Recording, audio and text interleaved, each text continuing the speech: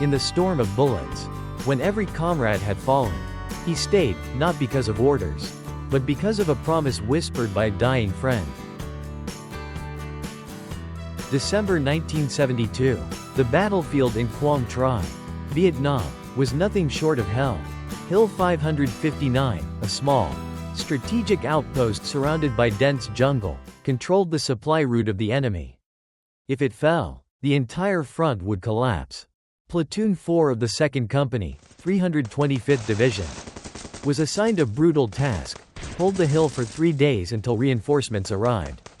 Among the young men sent to that hill was Private Trần Văn Khải. Only 22 years old, a farm boy from Quang Binh. He had joined the army less than a year earlier. Though his hands still bore the calluses of fieldwork, his eyes had already seen more than most men should. On the first day, artillery shells rained down. Dirt and blood became one. Khai and his best friend Dung fought side by side, taking turns on night watch and splitting their last rations. In those brief lulls between attacks, they talked not about death, but about life. The dog Dung left with his mother. The thatched roof house Khai would rebuild. And the girl he still hadn't dared confess to.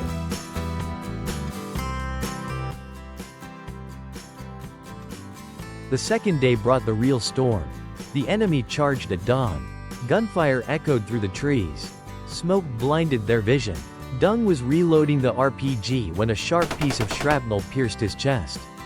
He collapsed, blood gushing out. Khai scrambled to his side, screaming for help that wouldn't come, holding his dying friend in the muddy trench.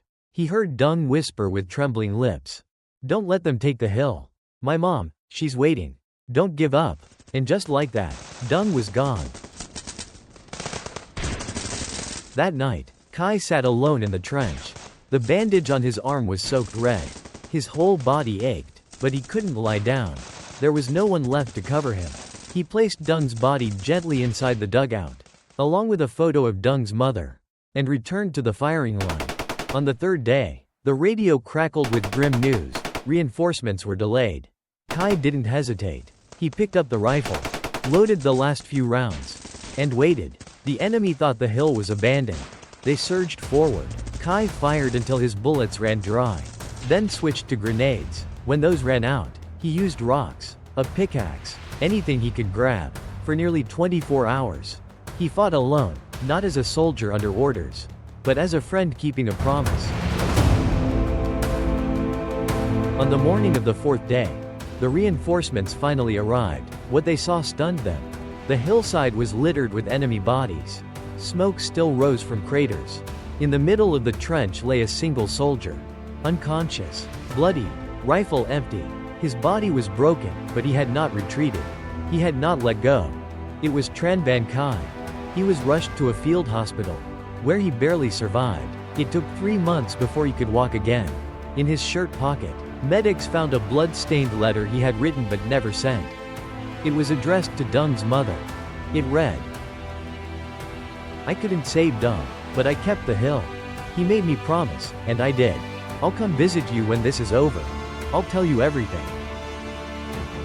After the war, Khai returned to his village. He never boasted, never asked for medals, but in Quang Binh, whenever someone spoke of the last man on the hill, they meant him, a quiet young man who became a legend. Not through words, but through action. Not every soldier becomes a hero, but sometimes, in the silence of the battlefield, one man's promise becomes louder than any order. Subscribe to The Turning Point for more true stories that stay with you long after the war has ended.